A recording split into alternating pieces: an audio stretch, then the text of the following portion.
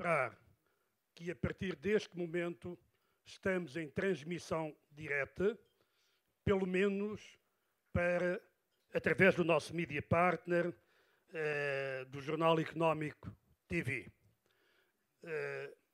Quem disse lá em casa que não vinha ao evento International Club, provavelmente é melhor mudar de posição e não estar à frente das câmaras, porque estamos mesmo aí pelo mundo todo a chegar através do canal do Jornal Económico TV. Não sei se a SIC ou a Lusa, porque vejo mais câmaras, também estão a fazer transmissões, mas este canal está. E passava de imediato para a apresentação formal do nosso ilustre convidado de honra e orador de hoje, Dr. Paulo Rangel, a palavra à minha colega dos órgãos sociais, Dra.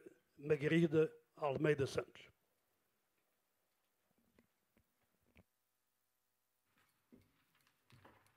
Boa tarde a todos, sejam novamente muito bem-vindos. Depois deste interregno para umas merecidas e espero que retemperadoras férias, vamos iniciar mais um ano com estes almoços de debate que muito nos agradam e para quem está aqui a primeira vez, seja muito bem-vindo e espero que repitam esta experiência. Cabe-me a mim o prazer de apresentar o nosso orador de hoje, Dr. Paulo Rangel. Dr. Paulo Rangel nasceu em 1968. Para além da atividade política, exerceu advocacia e é docente universitário.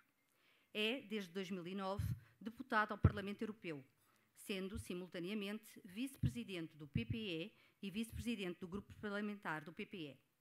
Entre 2014 e 2017, foi primeiro presidente da Delegação para as Relações UE-Brasil. Foi líder parlamentar do PSD em 2008-2009. Deputado à Assembleia da República entre 2005 e 2009 e secretário de Estado adjunto do Ministro da Justiça do 16º Governo Constitucional entre 2004 e 2005. Presentemente, como docente convidado, leciona Ciência Política no curso de Licenciatura em Teoria da Constituição e no curso de mestrado da Faculdade de Direito da Universidade Católica do Porto. É ainda responsável pelos seminários de Poder e Influência no MBA da Business School da Universidade do Porto. Como advogado, foi colaborador e sócio da Castro, Pinho, Pérez e Xavier entre 1991 e 2005 e da Quatro Casas Gonçalves Pereira entre 2006 e 2016, exercendo sempre na área de Direito Público e, em especial, no Direito Administrativo. É autor de várias publicações, dentre de quais destacamos 2 livros: Repensar o Poder Judicial, datado de 2001, e O Estado do Estado, de 2009. É ainda autor de Uma Democracia Sustentável e Jesus e a Política, Reflexões de um Mau Samaritano. Colabora regularmente em comentário político na televisão, TVI, Prova dos 9, na Rádio Renascência e jornais, nomeadamente no Público, numa crónica semanal.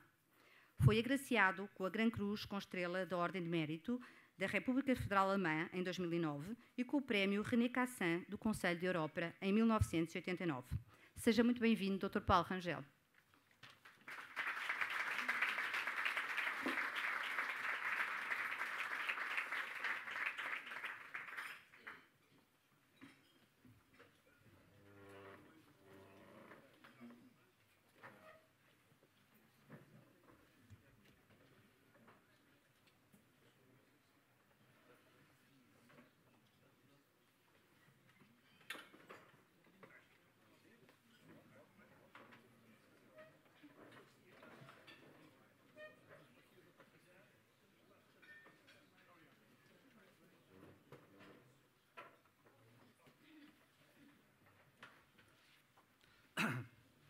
Em primeiro lugar, naturalmente, cumprimentar todos os presentes e fazê-lo em especial com agradecimento ao International Club por este convite, na pessoa do seu presidente. Naturalmente, para mim é uma honra e é um gosto estar aqui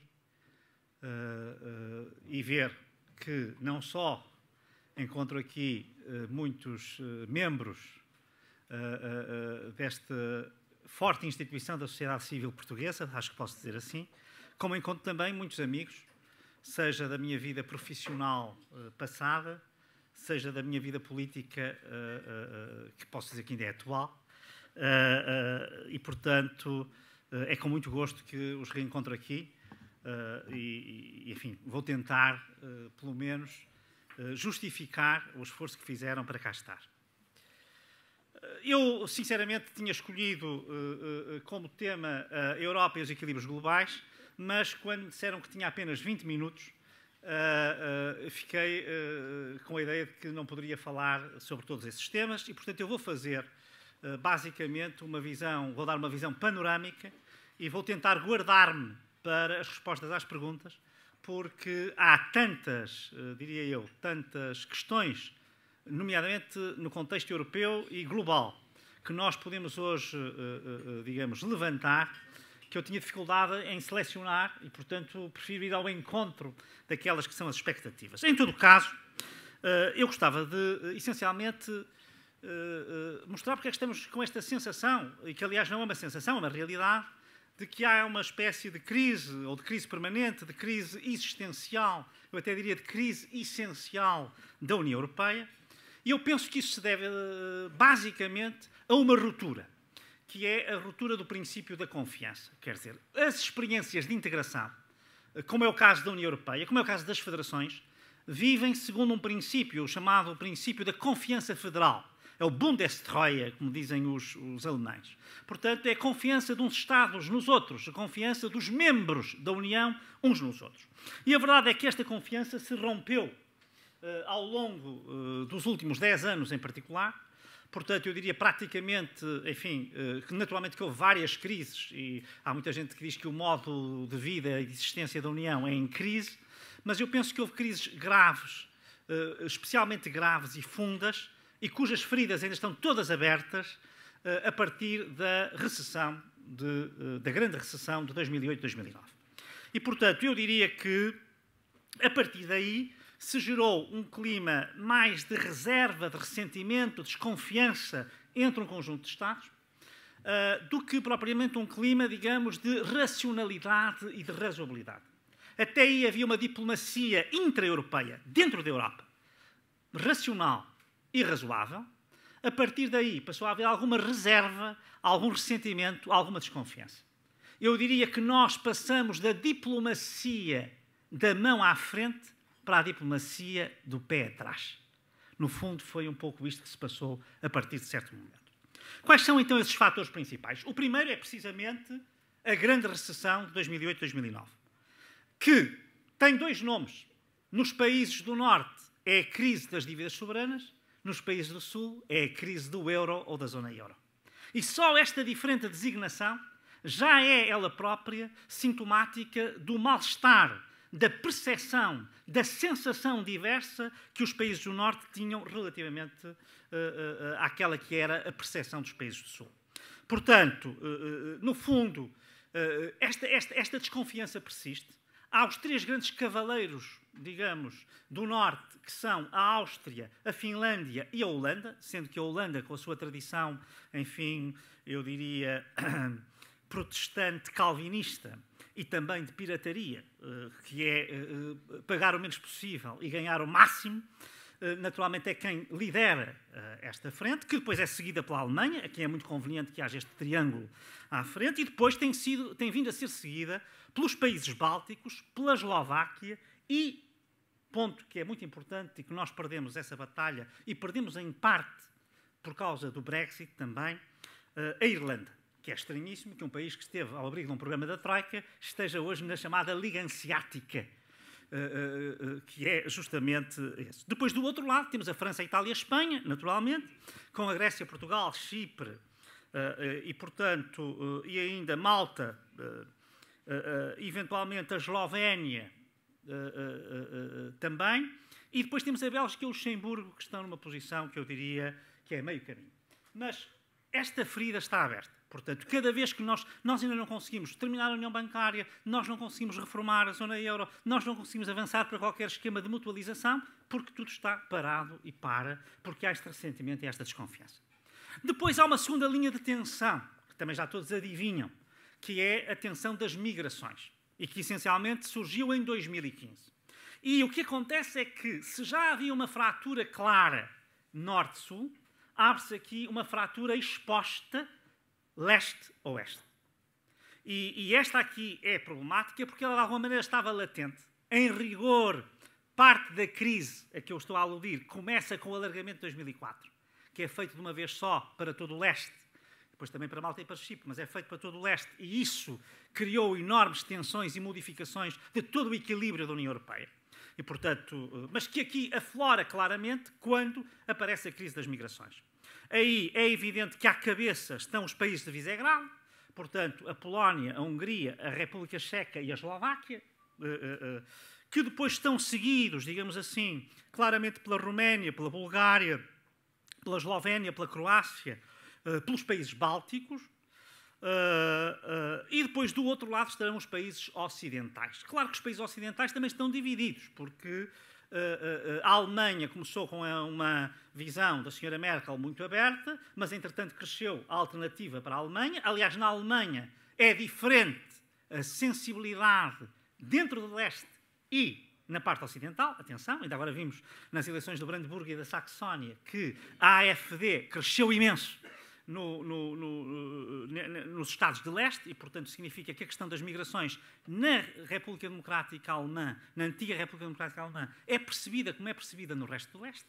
E portanto, é interessante verificar isso. Portanto, há ali marcas destas, claramente. Agora, o que acontece é que, à medida que o problema tem avançado, e ele até se atenuou em termos práticos, embora este ano esteja a aumentar outra vez, e atenção, neste momento, as informações que temos é que na Turquia há cerca de 1 milhão de pessoas que podem a qualquer momento começar a ser libertadas para as ilhas gregas. Neste momento o fluxo para as ilhas gregas aumentou bastante, como aliás aumentou o fluxo aqui no Estreito de Gibraltar, não é? Que, a partir do momento em que o Salvini começou a fechar os portos italianos, grande parte dos movimentos migratórios deslocou-se para o Estreito de Gibraltar e, portanto, na Espanha e na Grécia a situação pode complicar-se muito rapidamente, mas importa dizer que um país como a Itália, que em rigor é um país, digamos, totalmente ocidental no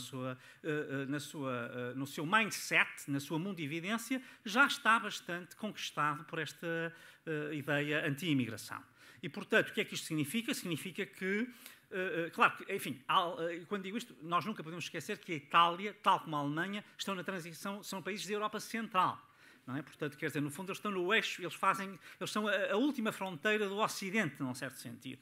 E, portanto, já estão um pouco para lá também. Mas a verdade é que nós o que vemos é que isto vem justificar o quê? Vem justificar nestes países de leste algo que nos leva para uma terceira linha de fratura, que é a ideia da identidade europeia. E até da identidade europeia como uma identidade cristã. Também tem digamos que tem um condimento espiritual e um condimento religioso também a somar. Portanto, a Europa cristã, a Europa dos valores, e no fundo a ideia de que é preciso regressar às fronteiras nacionais para defender a identidade, porque Bruxelas e a União Europeia não estão à altura do desafio de defender a identidade europeia e, em particular, a identidade nacional desses países. E, portanto, com isto, o que eu digo é que o tema das migrações veio dar uma ajuda enorme, não foi apenas isto, também foi depois a eleição do Trump em 2016, que veio dar também, digamos, veio respaldar, veio dar costas quentes a uma série de políticos europeus que precisavam desse respaldo. Estou a pensar no Salvini, mas estou a pensar no Viktor Orbán, estou a pensar no Kaczynski, estou a pensar no Babis, por exemplo, na República Checa, no próprio Fico na Eslováquia, etc., que todos são, de algum modo, apoiados pela Embaixada Americana, desde essa altura. Mas o que eu digo é que temos aqui uma terceira linha de tensão. E a terceira linha de tensão é que esse populismo, as migrações, permitiram cavalgar o populismo e permitiram que nestes países, em particular, na Polónia, na Hungria, na Roménia e na Eslováquia, hoje também claramente na República Checa, e com contornos diferentes em Malta, o que é que nós assistimos? Assistimos a um conjunto de medidas que levam ao controlo e tentativa de subjugação dos tribunais. Portanto, controlo dos tribunais. Domesticação da imprensa. A legalização de uma série de comportamentos altamente discriminatórios, nomeadamente em função da etnia e da raça. Claramente, o fim de combate à corrupção e, portanto, muitas amnistias, tentativa de branquear um conjunto de práticas anteriores. Quer dizer, nestes Estados, aquilo que nós verificamos é que a rule of law, portanto, no fundo, o Estado de Direito, os valores, digamos, da independência dos tribunais, da liberdade de imprensa, da liberdade de expressão, estão sob ameaça, estão, no fundo, são objeto, se quisermos, para usar uma expressão light, de bullying. Portanto, os governos estão numa lógica de alguma deriva autoritária e, portanto, há uma espécie de nostalgia da soberania nacional. Eu chamo a atenção para isto porque aqui a ideia é sempre de que as maiorias estão a ser... a vontade da maioria nestes Estados está a ser posta em causa. Portanto, aqui há sempre uma aproximação a uma lógica que é uma lógica de ditadura da maioria, se quiserem assim. Portanto, a maioria pode tudo. E, portanto, não é a lógica que é a lógica das democracias liberais, em que as maiorias, sim senhor, são quem decide o destino coletivo, mas, atenção, as maiorias, quando decidem o destino coletivo, decidem dentro de um certo quadro. E esse quadro é um quadro de rule of law, portanto, independência dos tribunais, liberdade, respeito pelos direitos humanos, pelos direitos fundamentais, etc. E, portanto, o que é que nós verificamos?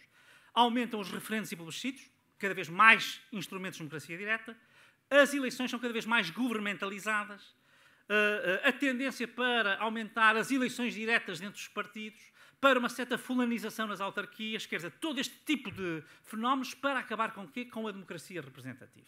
A ideia de que a democracia representativa está claramente em queda. E, portanto, neste momento, eu diria até que a grande luta política na Europa, como a questão do Brexit, à qual irei, enfim, ao fim, mostra, é entre a democracia representativa e a democracia direta. É, no fundo, a vontade do povo contra a vontade dos políticos. É este o dilema que está posto nestes países. Se forem à Polónia, se forem à Hungria, se forem à Roménia, é assim que as coisas são apresentadas. E, em verdade seja dita, que nós vemos que o Salvini em Itália cavalga isto, a Le Pen em França cavalga isto, se formos para o Partido da Liberdade na Áustria ou na Dinamarca, ou para os democratas suecos, ou para os verdadeiros finlandeses, ou, enfim, portanto, ou para o Partido da Liberdade também na Holanda, com o Geert Wilders, e agora com novos partidos com a mesma aproximação, é sempre o mesmo discurso. De alguma maneira... Isto também já está a contaminar alguns líderes mais tradicionais e, em particular, o caso do Boris Johnson é um caso importante. Eu só chamaria a atenção aqui para uma coisa que é curiosa. É que toda a gente fala em maior devolução para os Estados nacionais por causa do déficit democrático da União. A União Europeia tem um déficit democrático, não representa, mas a verdade é que a alternativa que é dada à União Europeia é um reforço dos Estados nacionais sem independência dos tribunais, sem pluralismo de opinião, sem liberdade de expressão. Portanto, eu pergunto onde é que está o déficit democrático. Se está no regresso a esse controle nacional ou se está no garante que a União Europeia ainda dá de que esses Estados se mantêm no limiar das democracias liberais. Portanto, o déficit democrático, cuidado com isso, é capaz de estar mais do lado dos Estados nacionais do que do lado da União Europeia. E, portanto, eu gostava, no fundo, de chamar a atenção para que uma parte da crise da União Europeia tem a ver com os ciclos políticos internos. Portanto, este ciclo político interno em vários Estados também põe pressão sobre a União Europeia e criou, como nós vimos agora, uma das razões que levou, digamos, à dificuldade de encontrar um presidente da Comissão, que apesar de tudo não foi assim tão difícil como se conta, mas quer dizer, foi justamente porque havia a questão do rule of law. E o rule of law foi decisivo para encontrar alguém que pudesse... Portanto, a tensão entre os Estados está lá. E nós sabemos que o grupo de Visegrado, e a Itália em particular, por causa da pressão de Salvini, foram decisivos nas várias soluções que se apresentaram, em rejeitar duas soluções e depois aceitar esta última solução. Isto permite-me dizer, permite avançar para uma outra linha de tensão que está esquecida, mas que está aí, e que a nós, Portugal, nos afeta particularmente, que é a questão dos nacionalismos, sim, mas dos nacionalismos dentro dos Estados plurais que existem na Europa. Eu estou a pensar na Flandres, na Bélgica, estou a pensar na Escócia, no Reino Unido, estou a pensar na Catalunha e no País Basco. Atenção, o País Basco ainda existe e persiste no caso da Espanha. E estou a pensar em particular também no norte de Itália, embora essa questão esteja apaziguada, mas do destino que Salvini tiver, que pode ser para ele muito bom ou muito mau, dependendo desta experiência durar ou não durar, esta nova experiência, a verdade é que ele também pode regressar às suas fileiras de tentar uma independência do norte de Itália relativamente a Roma e ao sul, ao chamado Mezzogiorno. O que é que eu quero dizer aqui quando falo desta questão nacional? É que, num certo sentido, a razão pela qual no Ocidente, onde não havia, porque reparem, na Europa Central e na Europa de Leste, nós estamos habituados a reconfigurações constantes dos mapas. Quer dizer, a Jugoslávia deu estes 5 ou 6 países que nós conhecemos, a Checoslováquia desapareceu já nos anos 90 e, portanto, houve reconfiguração de fronteiras. Mas no Ocidente nós não tínhamos essa tradição. E nós vemos que temos a Flandres, a Escócia está há 400 anos integrada com a Inglaterra, a Catalunha está praticamente há 500 e, portanto, se houvesse aqui alguma alteração, eram alterações, digamos, eu diria, com um impacto tectónico brutal sobre os respectivos países. Isto, em parte, deve-se à União Europeia, porque a União Europeia defendeu sempre a Europa das regiões. E, portanto, para a União Europeia era importante fazer o quê? É importante fazer o efeito de tenaz.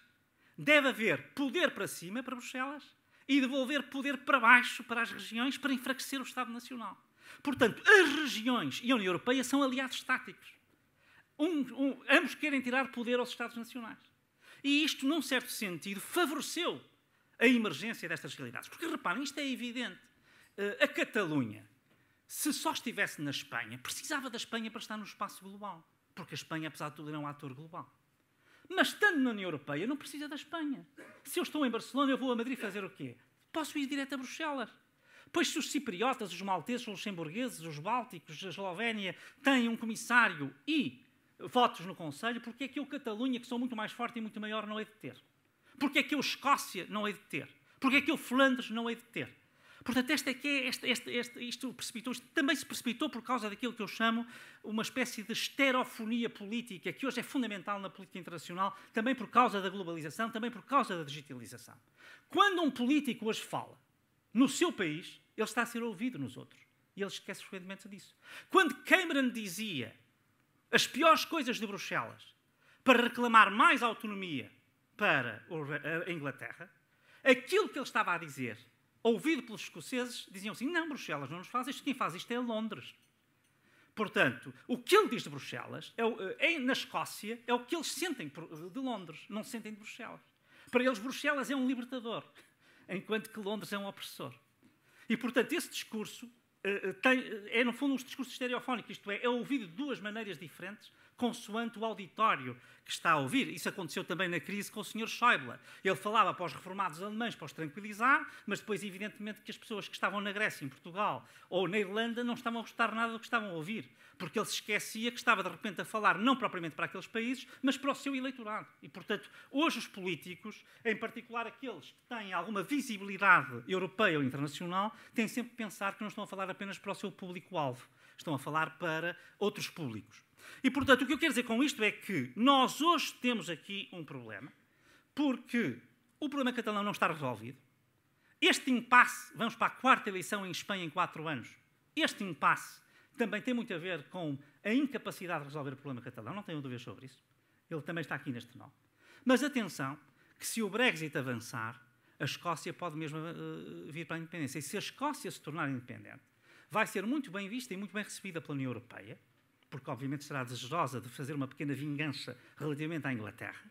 E isto vai significar o seguinte, vai significar que, a partir do momento em que se aceita a Escócia, meus caros amigos, ninguém parará a Catalunha, ninguém parará a Flandres, ninguém parará o País Basco. E, portanto, nós, Portugal, temos que pensar muito bem nisso. Esta 4ª linha de tensão diz-nos muito a nós. Porque não sei se pensaram, mas os 2 principais aliados portugueses, que é a Espanha e o Reino Unido, os 2 países que mais nos influenciam por uma razão ou por outra, estes 2 países estão ambos com o mesmo problema. E, portanto, nós temos aqui que pensar bem que posição é que temos que ter, especialmente perante uma reconfiguração do mapa peninsular, porque isso alteraria por completo aquela que é a definição do interesse português. E com isto eu terminaria justamente, já que falei no Reino Unido, indo um pouco ao Brexit. sem prejuízo de depois falarmos mais sobre isso, porque não me queria alongar demasiado nesta, senão não há espaço para perguntas. Vamos cá ver. Justamente falei da Escócia para falar agora da quinta linha de tensão. Portanto, não já desses nacionalismos interiores, mas do Brexit. O Brexit também é uma questão de desconfiança. No fundo, o Reino Unido nunca esteve, digamos, de total boa-fé no contexto europeu. Portanto, entrou, porventura, com alguma boa-fé inicial, mas depois esteve sempre com uma reserva, com um pé atrás. Esteve sempre com um pé dentro e outro fora. Esteve sempre no melhor dos mundos, que, aliás, era o que ele tinha, que era estar mais ou menos nas coisas boas e não estar nas coisas más. Mas, no fundo, há aqui uma desconfiança que é desde o início. Quer dizer, os britânicos nunca estiveram confortáveis com os continentais. Agora, eu devo dizer que isto é uma tragédia para a União Europeia. Do meu ponto de vista, o Brexit é uma tragédia. Porventura será já inevitável e imparável. Mas, quer dizer, é uma tragédia geopolítica. Em primeiro lugar, porque o Reino Unido, estivéssemos nós ou não de acordo com as suas posições, temperava imenso a França e a Alemanha. E, portanto, tinha aqui um papel de grande temperador da França e da Alemanha. Portanto, nós precisamos de um equilibrador. E depois o Reino Unido representa aquilo que, para nós portugueses, para nós, então, isto é uma tragédia geopolítica brutal, pela qual, devo dizer aqui, o governo português fez, até agora, zero. Não há nada, nem no plano económico, nem no plano dos cidadãos, que esteja preparado para um Brexit que vai ser daqui a mês e meio, provavelmente poderá ocorrer daqui a mês e meio, mas eu nem me refiro a isso, mesmo do ponto de vista geopolítico, não preparou nada, como eu demonstrarei já a seguir. E o que eu queria chamar aqui a atenção é, para nós, quem é que representa a visão marítima, a visão extrovertida, a visão global, a visão aberta da União Europeia? Quem é que representa a dimensão atlântica da União Europeia? É o Reino Unido. E, portanto, se o Reino Unido desaparece, nós deixamos de ter uma voz forte. Nós podemos ter essa voz, mas a nossa voz não tem a força deles. E a nossa voz tem muito mais força se eles lá estiverem. Portanto, porque ela multiplica a força. Há aqui Estados que perdem imenso. A Suécia, a Dinamarca, a Holanda, a Bélgica, Portugal e a Irlanda, que são o que eu chamo os países médios atlânticos. Enfim, há médios pequenos, a Irlanda e a Dinamarca. Há médios médios, Portugal, a Bélgica e a Suécia. E há um médio grande, que é a Holanda. Mas, enfim, são médios no contexto europeu. Todos eles são países atlânticos. Todos eles são pequenos países extrovertidos, são países marítimos.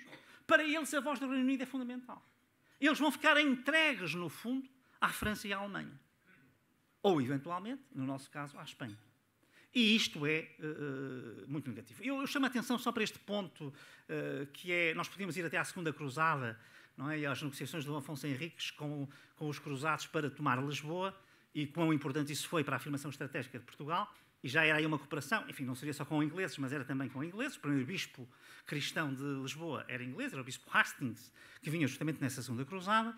Mas se formos para 1386, que é o que interessa aqui, para o Tratado de Windsor, reparem bem, o que é Portugal para os ingleses? Portugal é aquele país que, se não existisse, tinha de ser inventado. E porquê? Tinha de ser inventado porquê? Porque nós temos uma península que, se tivesse um só Estado, seria a maior ameaça geoestratégica ao Reino Unido, como, aliás, foi quando foi um só Estado com a Armada Invencível a partir de 1580. E porquê? Porque era uma potência que era atlântica, virada para o norte e para o sul. O Reino Unido é só virado para o norte. É uma potência que é atlântica, mas também é mediterrânica. O Reino Unido não tinha Mediterrâneo. Teve que vir colonizar Malta e Chipre para ter Mediterrâneo. Teve que ir até o Egito, teve que ir até a Grécia lutar, para no século XIX ter o Mediterrâneo controlado. E o Reino Unido não tem ligação ao continente. Tem agora o Túnel da Mancha, claro, mas enfim, é uma coisa recente e que não é propriamente muito operacional. Mas uma eventual Espanha unificada, uma Ibéria, teria sempre os Pirineus. Portanto, as vantagens geoestratégicas seriam grandes. Portanto, o que é que aconteceu ao Reino Unido? O que é que era ideal para o Reino Unido? A haver um Estado na Europa, na Península Ibérica, que fosse não o Estado dominante, portanto, um Estado que pudesse ser, de alguma maneira, tutelado, ou pelo menos com o qual pudesse haver uma relação de grande influência, e que dominasse a costa ocidental atlântica. É exatamente o que aconteceu. E, de repente, eles tinham na sua mão, tinham ali ao pé o país que lhes interessava cultivar. A independência de Portugal está muito ligada a isto. Está ligada a que nós tínhamos interesse em que os ingleses fossem a nossa âncora para podermos manter a independência face aos espanhóis, e os ingleses tinham muito interesse em que a Península Ibérica não fosse um único Estado e que a faixa atlântica da Península Ibérica fosse dominada por um Estado que não fosse o Estado central da Península. E é esta convivência geoestratégica que fez com que Portugal nunca estivesse em nenhuma organização internacional em que não estivesse o Reino Unido, tirando a CPLP e tirando a Ibero-Americana. Será a primeira vez que nós estaremos numa organização internacional sem o Reino Unido. Seja a NATO, seja a União Europeia, seja o Conselho da Europa, seja as Nações Unidas, seja o que seja. Portanto, isto para nós é uma mudança muito importante, à qual ninguém tem dado a atenção que eu acho que merece. E, portanto, sinceramente, eu com isto iria terminar só deixando dois reptos. Um que vai direto à questão do Reino Unido e de Portugal, mas que é justamente sobre, com estas mudanças que nós sentimos dentro da União Europeia, e não vou falar dos equilíbrios globais, que aliás são mais desequilíbrios do que equilíbrios, mas com esta mudança eu diria que o que é que Portugal dentro da União Europeia deve fazer? Nós, neste momento, corremos um risco de fragilização da União Europeia. Ela se fragilizar. E, portanto, o que nós devemos fazer é estar hiperativos na União Europeia. Para isso, nós temos de ter uma democracia de geometria variável. O que é que eu vejo até aqui? Vejo que o atual governo, o que faz é o Clube Med. Vai reunir com o Sr. Macron e com 6 países mediterrâneos, julgando que Portugal é um país mediterrâneo. Não é. Eu lamento informar, Portugal é um país atlântico, não tem Mediterrâneo. Não, é que os portugueses até gostam de dizer que são mediterrâneos, mas não são. Eu lembro que Lisboa está no mesmo alinhamento de Nova Iorque. Se Nova Iorque não é uma cidade do Sul, Lisboa também não é uma cidade do Sul. Portanto, cuidado com a percepção errada que nós nos damos a nós próprios. Nós não somos um país mediterrâneo. Nós temos todo o interesse em estar no Clube Med, porque, obviamente, somos muito afetados pelo Mediterrâneo. Mas nós não podemos estar identificados na Europa como o Clube Med, porque nós não somos isso. E aí, quem tem mandado até agora no Clube Med é o Sr. Macron. É a França. E, portanto, nós estamos a servir os interesses da França. E quando muito depois, enfim, da Itália e da Espanha, enfim, assessorando a França de alguma maneira. Portanto, este é o primeiro aspecto. Até aqui, Costa só tem investido nisto. Havia antes um outro clube com o qual não negociou, como se via, aliás, pela proposta da Comissão para os fundos de coesão, que era o Clube da Coesão, que a nós tem muito interesse, por razões, obviamente, financeiras, mas tem muito interesse também porque nos faz pontos para o leste com o qual nós não temos nenhuma cultura de relação. E, portanto, abre aí portas importantes. Por isso, é bom também por isso. Mas faltam 2 clubes nos quais nós devíamos apostar fortemente. Um, que é o clube dos países médios, e eu digo isto porque o peso institucional de cada país em votos, em representação, faz-se pela sua dimensão demográfica. E nós, os países médios, são extremamente esmagados. Normalmente os grandes fazem algum acordo com os pequenos, dão-lhes qualquer coisa, e nós ficamos a olhar.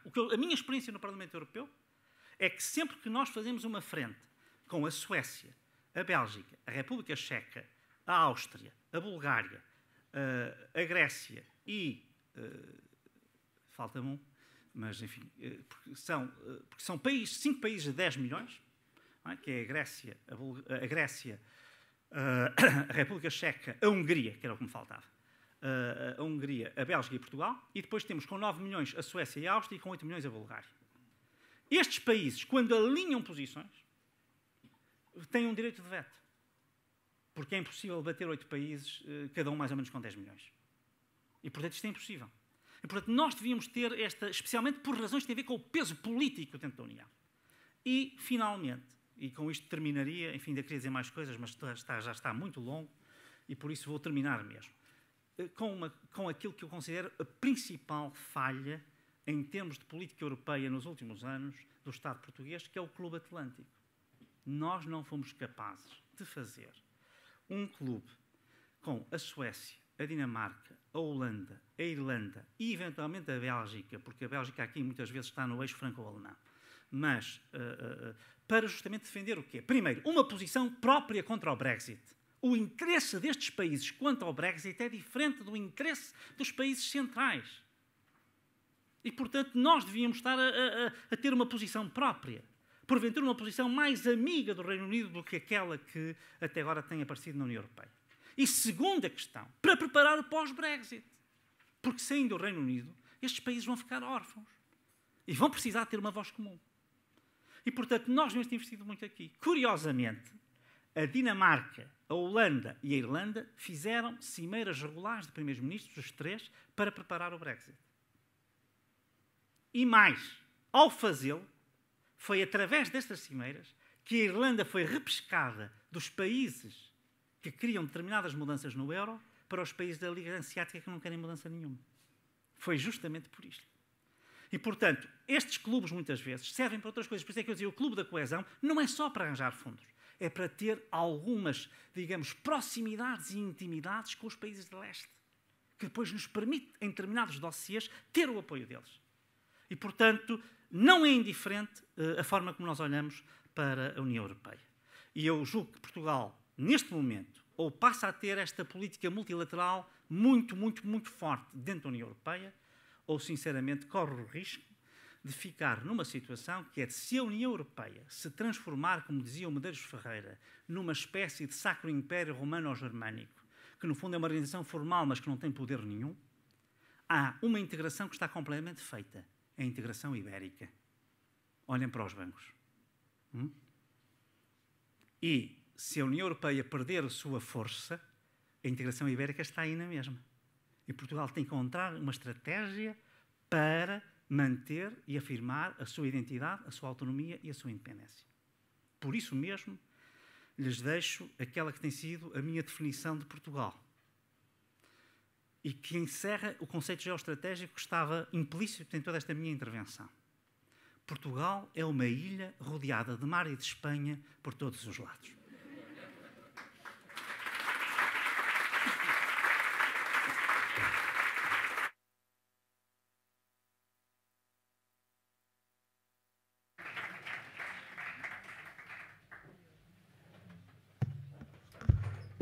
Esqueceram-se de pôr aqui os copos e a água, senhor Fontana. Água, copos.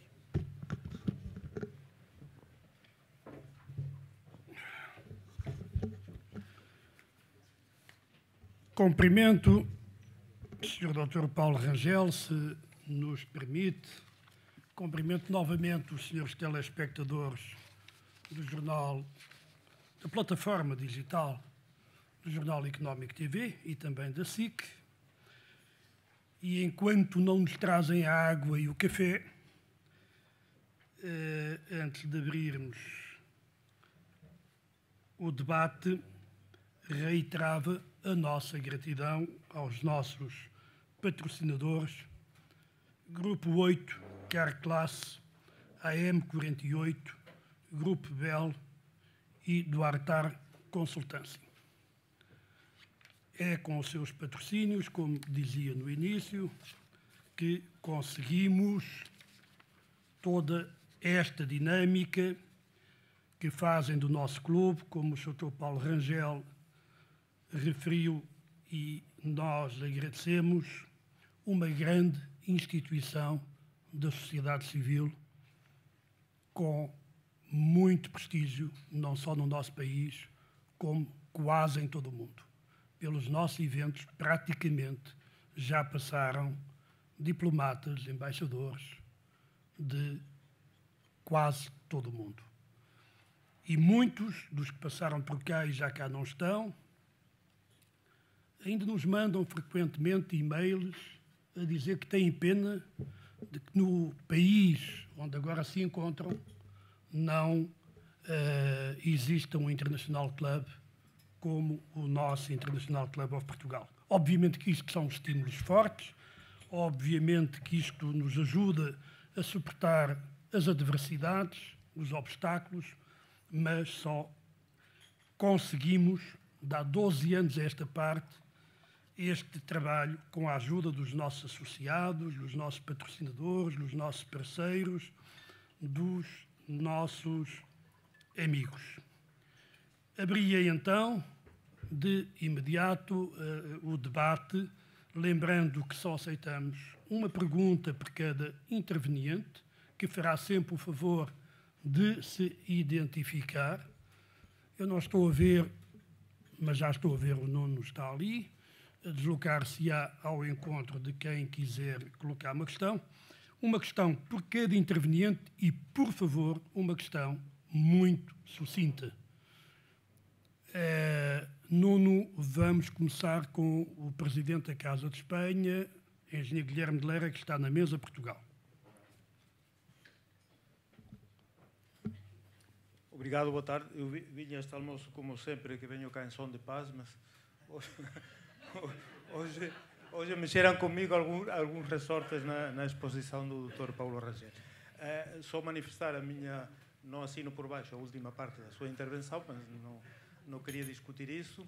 Queria só aproveitar a sua experiência com o Parlamento Europeu, com uma coisa que disse que sim concordo, que é a aliança pouco explícita entre a Europa e as regiões, e em contra dos Estados nacionais. O caso da Catalunha, a minha pergunta é no sentido de os dirigentes catalães, porque é que não perceberam isso? Porque realmente os dirigentes catalães teriam todo o sentido de não fazer frente a Madrid e apoiar-se na Europa para conseguir os seus objetivos, que já está, digamos, considero mais inteligente os escoceses e os de Flandres que os catalães. Porque é que os dirigentes catalães estão a trabalhar tão mal para a eventual independência da Catalunha, se é isso que eles querem? Essa era a pergunta.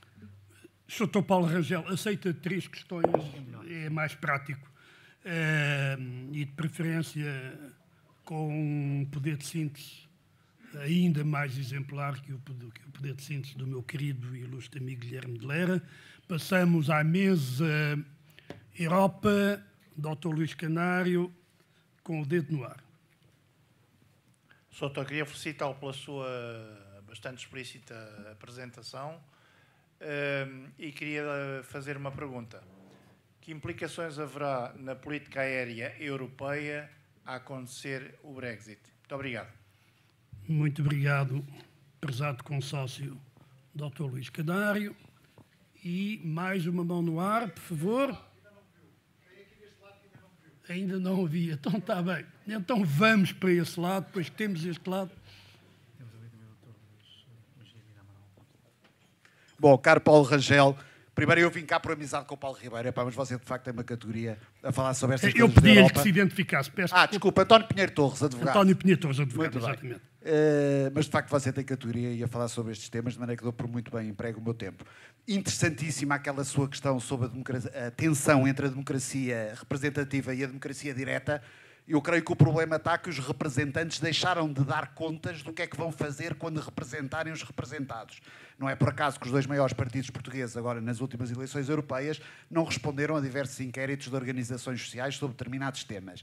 E isso gera que os movimentos cívicos ficamos desejosos de democracia direta. Mas, enfim, excluindo este pequenino ponto que temos entre os dois, passo diretamente à minha pergunta. No Tratado da União Europeia está previsto que pelo menos 1 milhão de cidadãos da União, provenientes do mínimo de 4 Estados-membros, podem tomar a iniciativa de propor à Comissão que tome determinadas iniciativas legislativas. E assim aconteceu desde que recolham 1 milhão de assinaturas. Assim aconteceu em 2012, houve uma iniciativa chamada Um de Nós, em que tinha diversas propostas à Comissão sobre temas relacionados com os embriões humanos, com a interrupção voluntária da gravidez, etc. Até agora só existem 4 e esta iniciativa foi a que angriou mais assinaturas, praticamente 2 milhões. Em Portugal foram 100 mil euros. Simplesmente, em 28 de maio de 2014, a Comissão fechou o assunto dizendo isto trata-se de assuntos, como aliás uma vez me respondeu o Dr. Durão Barroso, a ver se me dava a volta a dizer, não, isto eram assuntos que de acordo com o princípio da subsidiariedade são decididos nos países e portanto decidimos não tomar nenhuma iniciativa, o que é falso, porque aquilo que se pedia na iniciativa era iniciativas da Comissão. A minha pergunta muito direta e sobre a sua tensão entre a democracia representativa e a democracia direta é: de que forma acha que devem ser tratadas as iniciativas dos cidadãos europeus na Europa, de acordo com o Tratado da União? Muito obrigado. Sr. Paulo Rangel, vi muitas mais mãos no ar. Nós teremos, porque isso é uma questão de honra aqui no nosso clube, de terminar impertrivelmente às 15.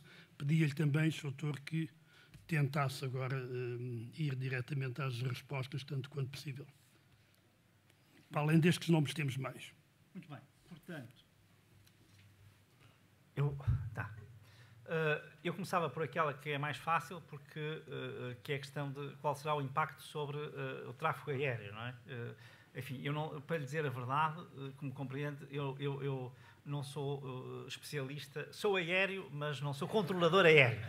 E, portanto, agora, tudo aquilo que tem sido dito até agora é que se nós tivermos uma saída abrupta, como esta que está prevista para o dia 31 de outubro, sem acordo nenhum, que isto lançará o caos não apenas na questão aérea, a questão, por exemplo, do transporte rodoviário, neste momento já se fala em filas de 48 horas a 72 horas, e são relatórios do governo britânico, e até já deste governo britânico, que procura pintar as coisas o mais cor-de-rosa possível quanto a uma saída sem acordo, e, portanto, aquilo que se espera é, de facto, pelo menos um período de adaptação extremamente caótico e que terá consequências muito negativas sobre o bem-estar das populações todas, de toda a Europa, não apenas do Reino Unido, e, portanto, isso julgo que é claríssimo. Depois, aqui, quanto às perguntas do António Pinheiro Torres, eu queria só dizer o seguinte: é verdade, e tem de ser dito, que as questões que colocou são questões da competência dos Estados. Em qualquer federação, os assuntos de família, todos os assuntos que têm a ver com, digamos, a concepção, essa concepção mais da esfera da intimidade, pertencem sempre aos Estados. Se for aos Estados Unidos é a mesma coisa. Não é o Washington que trata disso. Portanto, claro que depois pode ter o Supremo Tribunal Federal a interferir, isso já é outra questão, portanto é mesmo assim. Portanto, pode não lhe agradar, mas é assim. Portanto, não vale a pena. Portanto, discutir isso que é uma coisa que não tem discussão. Portanto, é assim, que nas federações é sempre assim, mesmo em federações mais fracas, como a Alemanha, etc., esses assuntos são normalmente assuntos regulados Estado a Estado, land a land. E, portanto, essa é a questão. Agora, como é que eu acho que deve ser tratado? Eu não vejo nenhum problema em ser discutida a petição. Ou o tema, pois se discutem imensos temas para os quais o Parlamento, por exemplo, não tem competência, é verdade. Agora, tomar iniciativas nessa área que já não pode ser. São duas coisas diferentes. E, portanto, uma coisa é considerar a petição e até fazer uma recomendação a propósito da petição. Isso eu acho totalmente... Acho que é a única forma de ter due consideration por essa manifestação, mas já não diria tomar iniciativas. Pois, finalmente, eu não colocou a pergunta, mas eu vou responder à pergunta que não colocou, é que isto não é nenhum sentimento anti-espanhol. Atenção. Não há aqui nada disso. Só estou a dizer que nós temos que assegurar a permanência da identidade e da independência portuguesa. Isto para nós é claríssimo. A Espanha está preocupada com a sua integridade e nós também estamos preocupados com a nossa. E, portanto, temos que cuidar dela. E é um facto objetivo que temos que ter em atenção que há um grande espaço de integração, que eu acho que é uma coisa positiva. Eu acho que Portugal e a Espanha têm as melhores relações de sempre da sua história, e isso é uma coisa que é celebrada todos os dias, digo eu, por mim, mas por todos nós, no contacto com os espanhóis, mas nós não queremos deixar de ser portugueses.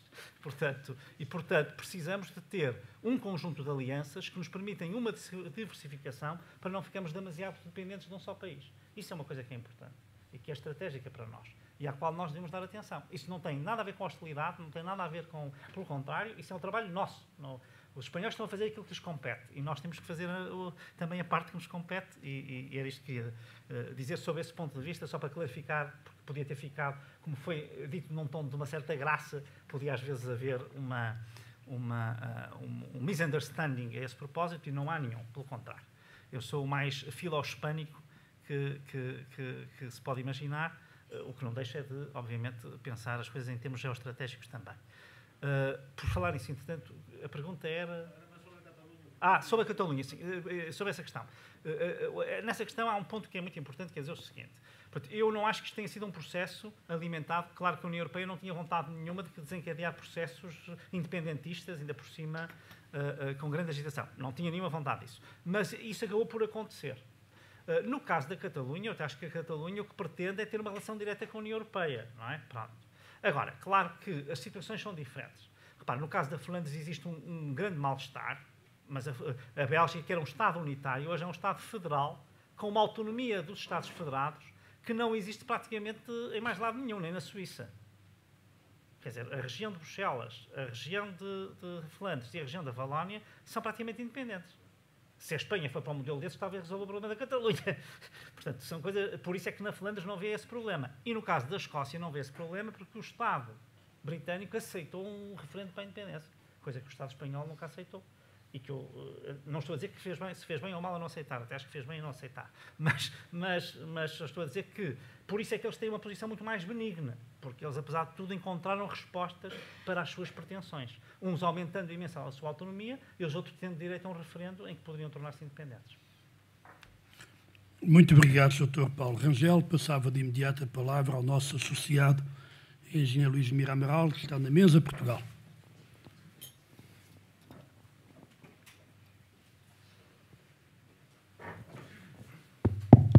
Parabéns pela sua magnífica intervenção e a minha pergunta tem a ver com o Brexit, concretamente o artigo 50. O Financial Times, num dos últimos números, levantou uma questão extremamente interessante, que é a seguinte.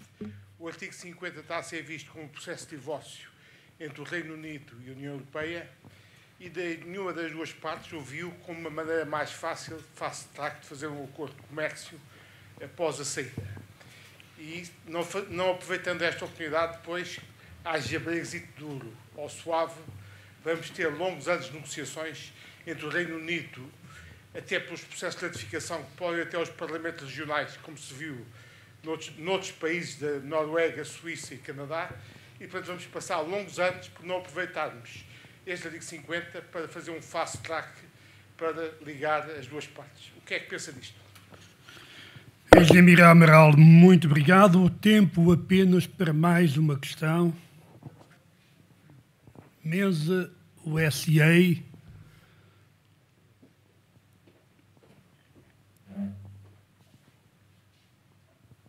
Eu estou a precisar de reforçar a dose do memofante. Peço desculpa, não me estou a lembrar do seu nome. Joana Freitas, da REN. Queria fazer uma pergunta sobre a relação da Europa com a Rússia. A Rússia é um vizinho altamente armado, o centro da Europa é dependente do gás natural da Rússia, é um regime autocrático. Num cenário de enfraquecimento da Europa, como é que vê, que ameaças é que a Rússia pode trazer à União Europeia? Obrigada. Muito bem, duas perguntas também muito desafiadoras. Aqui, quanto ao engenheiro Mira Amaral, o que eu vou dizer é o seguinte: eu não posso estar mais de acordo com aquilo que disse, eu vou só desenvolver aqui 2 ou 3 tópicos para... Ainda ontem, o primeiro-ministro irlandês, o Leo Varadkar, fez uma conferência em Dublin, em que disse que o acordo de comércio futuro, mesmo que agora se resolvesse todos os assuntos, a bem ou a mal, mas o acordo de comércio futuro, era uma coisa para demorar 4, 5, 6 anos e que ia ser uma coisa impossível de negociar. Bom, o que é que eu quero dizer aqui? Quando eu há pouco disse que os países médios atlânticos, os tais países periféricos atlânticos, se quiser, e atlantistas que estão aqui, deviam ter tido uma estratégia comum, é que nós devíamos ter facilitado um pouco a vida ao Reino Unido neste aspecto. É evidente que para negociar a saída era fundamental negociar a regulação do poder paternal, quer dizer, não pode ser só o divórcio, nem só a repartição dos bens, é como é que nós vamos viver a seguir.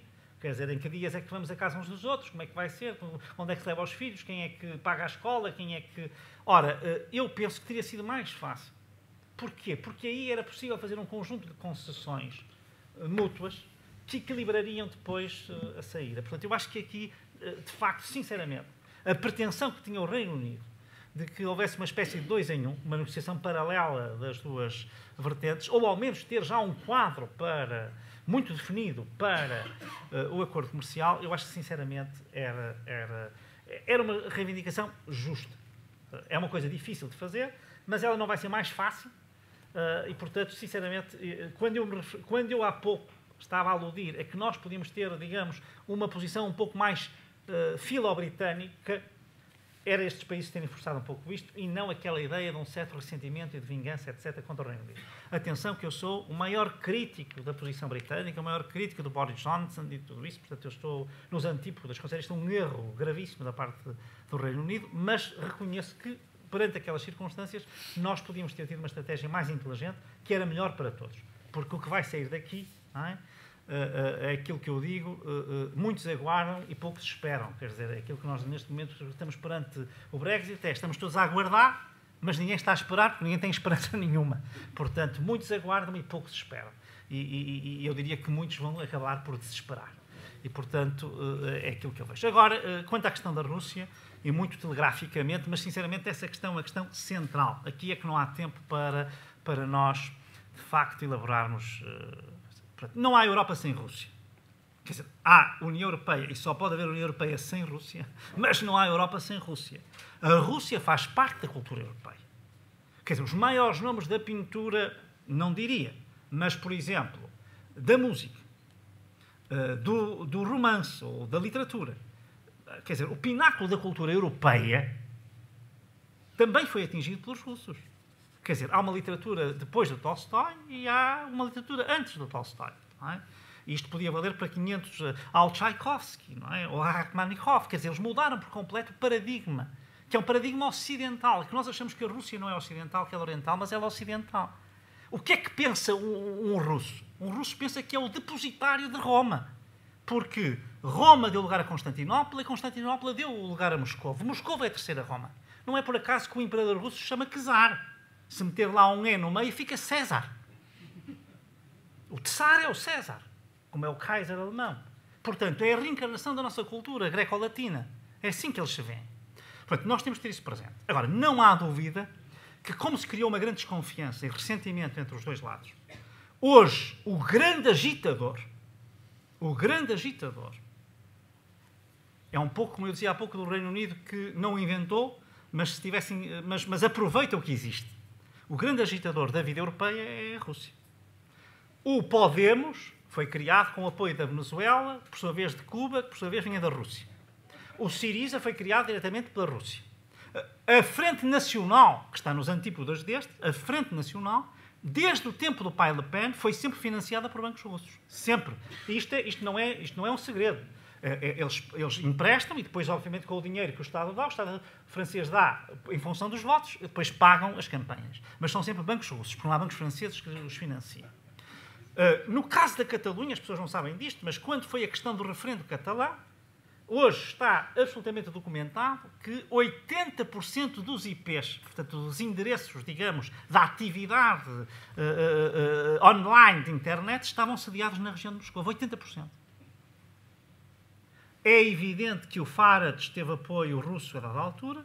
Parece evidente que o Trump tem cumplicidades únicas com a Rússia, não é? E, portanto, sempre que há um problema, os russos estão lá. A amizade do Salvini com a Rússia é clara. O Orbán, que foi o maior combatente do comunismo, foi um primeiro-ministro altamente liberal e que se diria um modelo do rule of law na Hungria no início dos anos 2000, fez um acordo com a Rússia em que a energia, a tal da qual dependemos, porque só há 4 países na Europa que não dependem de energia russa, que é Portugal, Espanha, Irlanda e o Reino Unido. Todos os outros, uns a 20% e outros a 80%, dependem de energia russa. Dependem da energia russa. O que acontece é que o Orbán conseguiu 1/3. A energia russa é vendida à Hungria a 1/3 do preço que é vendido aos outros. E por isso ele tem maiorias absolutas constantes, porque ele conseguiu diminuir a fatura da energia elétrica, que era a fatura maior dos húngaros, especialmente nas regiões mais afastadas.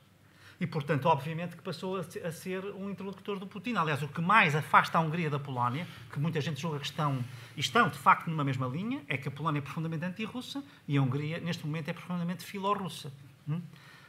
E depois temos os países de influência russa, típicos. A Grécia, a Bulgária, Chipre, são países que, por razões de cultura ortodoxa, estão sempre orientados para a Rússia. Não é? E hoje a França e a Itália também estão com uma certa... Até, para dizer a verdade, o mais anti-russo de todos é o Reino Unido. Não é? A Alemanha tem aquele projeto, não é? do segundo gasoduto, não é? Que vem de São Petersburgo diretamente para Rostock, ou para a zona de Rostock, e, portanto, e que neste momento é a maior ameaça aos países bálticos e nórdicos, que são totalmente contra esse projeto. Portanto, o que é que eu quero dizer? O Putin, isto uma vez a senhora Merkel disse-me isto...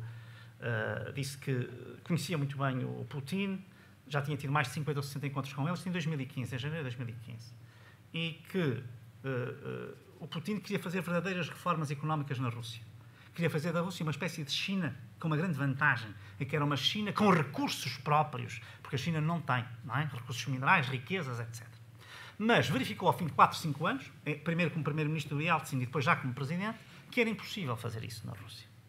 Enquanto que os chineses tinham uma cultura de capitalismo, porque os chineses tiveram 40 anos de intervalo, mas nós sabemos que já no século XVI faziam negócios da China, não é? Portanto, são dados, e como ela dizia, são atreitos ao capitalismo global, porque eles estão habituados ao capitalismo de casino, e, portanto, quanto mais desregulado o capitalismo global, mais um chinês se sente confortável, que está habituado a jogar tudo no casino, a perder e a ganhar, não é? Portanto, está habituado à sorte e ao azar. Portanto, tem uma mentalidade que se adequa, de alguma maneira, às características da sociedade global de hoje.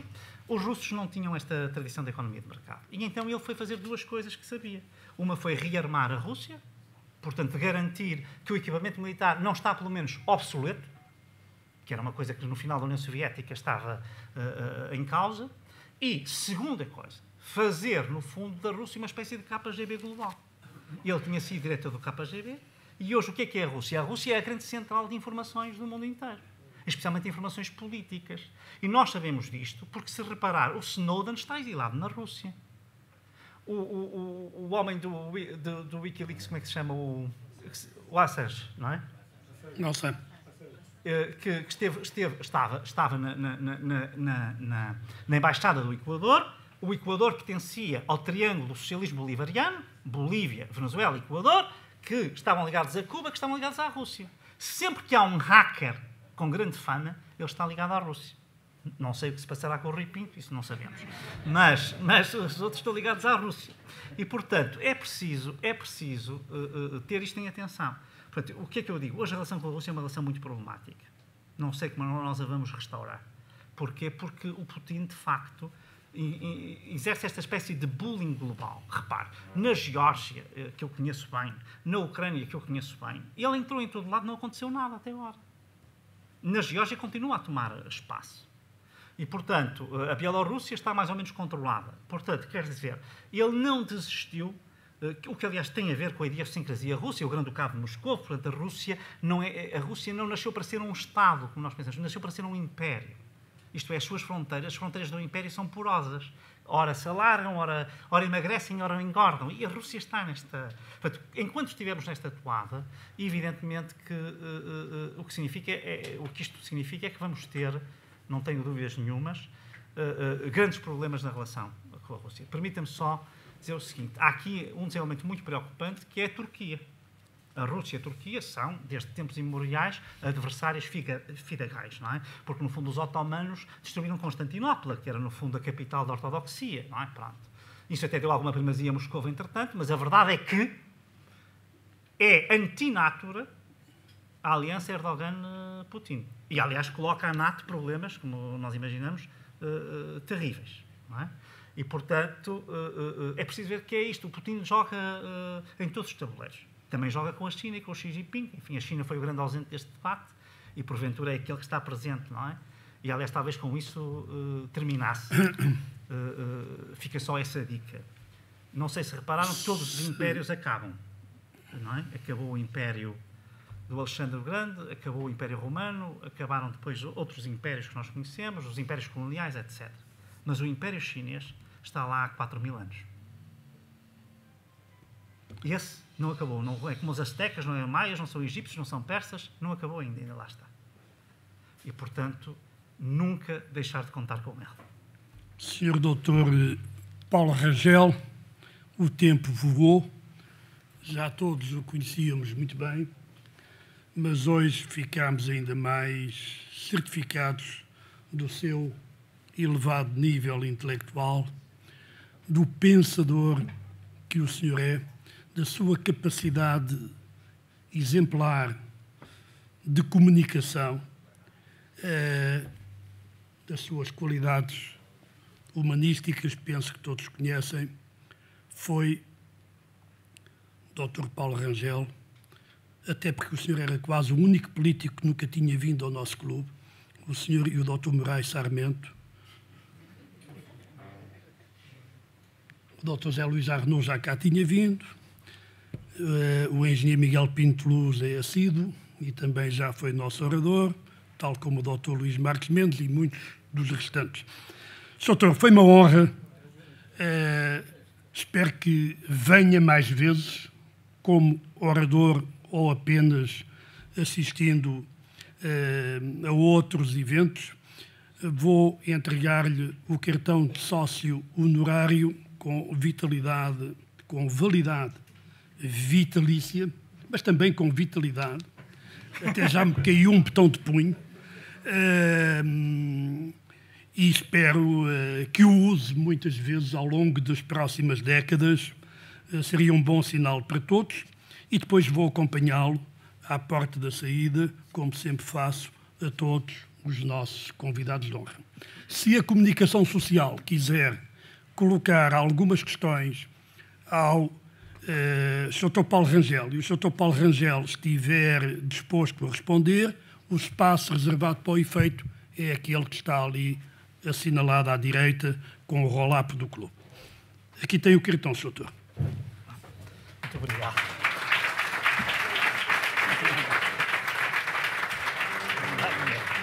fazer uma fotografia.